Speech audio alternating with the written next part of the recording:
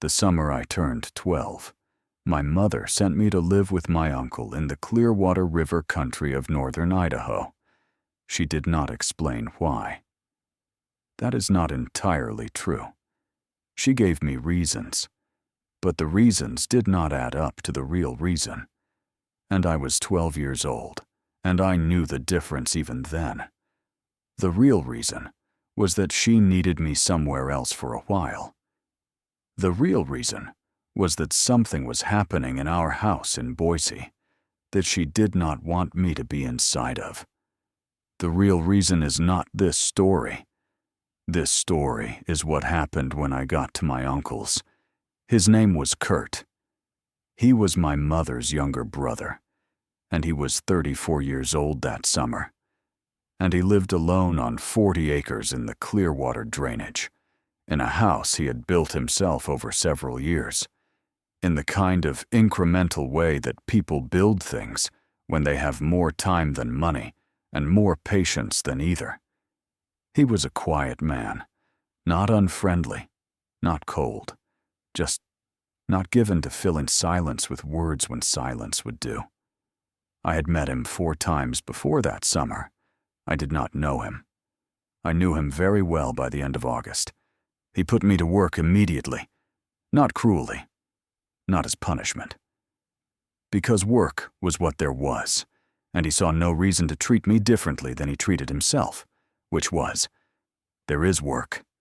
Here it is. Do it. I split wood. I helped him put a new roof on the equipment shed. I learned to drive his truck on the dirt road that ran along the north side of the property, badly at first, and then better. I learned to fish the Clearwater, which requires patience I did not have yet, and was learning. And I walked the property. Every morning before the heat came on, I walked the 40 acres. Not because Kurt told me to, because it was something to do, and I was 12 years old, and movement helped the thing inside me that needed to move. It was on one of these morning walks, in the 3rd week of July, that I found the first track. I did not know what it was. I was 12. I knew what deer tracks looked like, and rabbit, and the occasional elk sign along the creek. I did not know what this was. It was in the soft mud along the creek bank, about a 1/4 mile from the house. Large, very large, flat-footed, 5 toes, no claw marks. I crouched over it for a long time. And then I went back to the house, and I described it to Kurt. He listened. He did not say anything for a moment. And then he said, "Show me." So I showed him. He crouched over it the way I had crouched over it, for longer than I had. And then he stood up. And he said, in the same tone he used for everything, the same flat, informational tone that had been coming to the creek for about 2 years. I leave it alone. You should leave it alone too. And then he walked back to the house, and I stood by the creek, and I understood, for the first time that summer, that my uncle was a more interesting man than I had thought. He did not volunteer information. That was the thing about Kurt. He would answer a direct question, but he did not volunteer. If you wanted to know something, you had to ask it. And if you asked it wrong, or if you asked it before you had thought it through properly, you would get an answer that was technically accurate and entirely unhelpful. I learned to ask carefully. I asked him, at dinner that night, how he knew it had been coming for 2 years. He said, "Because I've been seeing the sign for 2 years. Tracks. Scat, which is unusual for the type. Areas of disturbed vegetation in patterns that do not match any animal I know. Fish missing from my trap net. Not all of them. Some of them. In the way that something takes fish when it is not hungry enough to take everything. Just enough." I said, "What do you think it is?" He said, "I think you know what it is. I thought about that. I said, "Have you seen it?" He said, "Once, at distance." I said, "Are you going to tell me about it?" He said, "Not tonight." "Eat your dinner." I ate my dinner. He told me 3 nights later. Not because he had decided to, because I had asked every night, and asking every night was apparently the price of admission.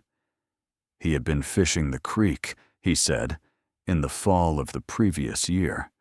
Late October, the light already going early, the way it goes in the Clearwater country once October sets in.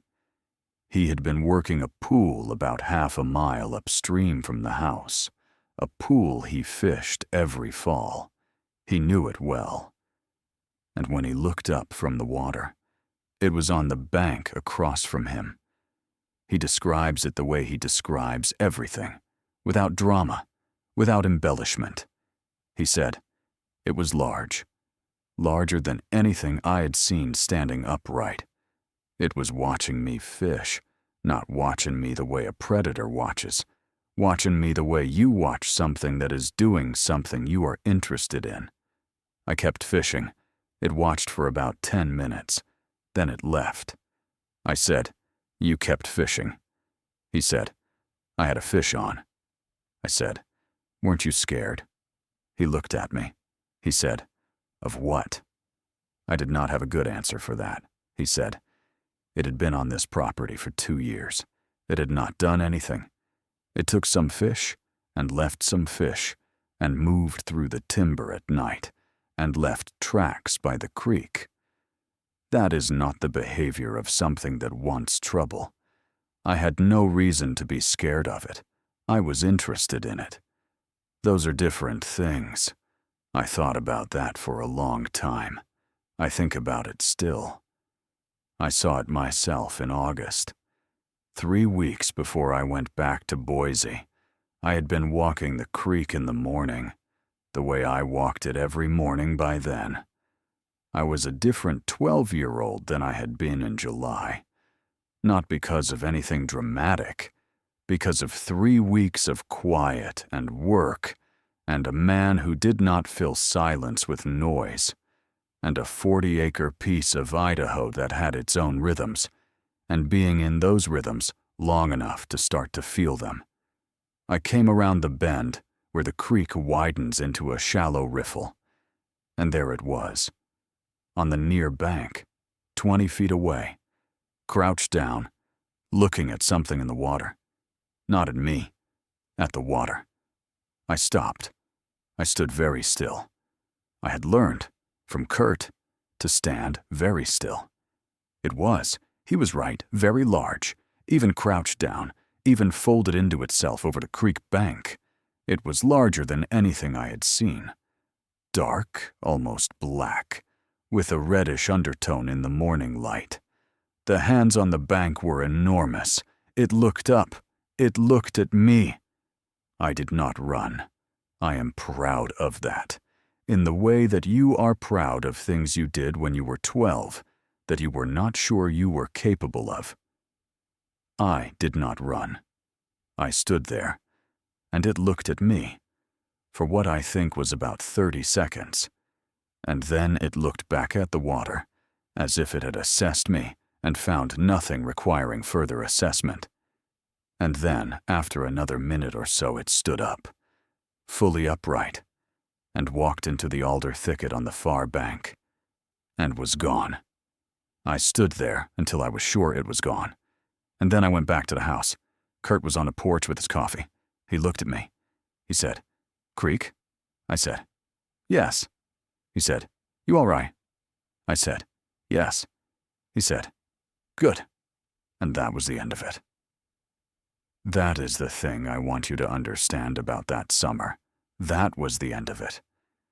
Not because it wasn't significant, because in that house, on that property, significant things were allowed to just be significant without being turned into a production. My uncle had seen it. Now I had seen it. We had both stood still and not run and looked back. That was enough. That was exactly enough. I went back to Boise in September. My mother was better. Or better enough. Things were quieter in the house. I went back to school. I did not tell anyone what I had seen. Not because I thought they wouldn't believe me. Because it felt like something that belonged to that summer. And that summer belonged to the Clearwater. And the Clearwater was not something I wanted to bring into a classroom in Boise and have explained at me. Kurt called me twice a year after that, Christmas and my birthday. He was not a phone person. The calls were short. But every call, without fail. At some point he would say, "Creek's fine." Just those two words, "Creek's fine." And I would know what he meant. And I would say, "Good." And we would talk about other things.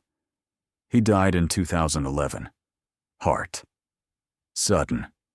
The way those things sometimes are. He was 61 years old. I drove up to settle the property. I walked the 40 acres. I walked the creek. I walked to the riffle where I had seen it in August of 1989. 22 years later. I crouched down on the bank, the way it had crouched, and I looked at the water, and I said, out loud, to the creek and the alders in the morning, he's gone. Just that. I waited. The creek ran. The alders moved in the small wind that comes off the water in the morning. And then, from somewhere in the timber above the far bank, a sound. Low. Long. The kind of sound that carries. I sat by the creek for a long time after that. Long enough for the light to change. Long enough for the morning to become something else. And then I stood up, and I said, "Creek's fine." The same two words. I do not know why I said them. They were just the right words. They were the words my uncle would have said, and they were true. The creek was fine. Everything in it and around it and beyond it, in the timber above the far bank, where something had been for at least 30 years, maybe longer, maybe much longer. Everything was fine. And I drove back to Boise, and I have been back to the Clearwater 4 times since, not to find anything, not expecting anything, just to walk the creek in the morning, the way my uncle taught me, the way something else, patient and dark and entirely at home in that country, was also walking it, before I got there, and after I left, and in all the years between. Creek's fine, it always was.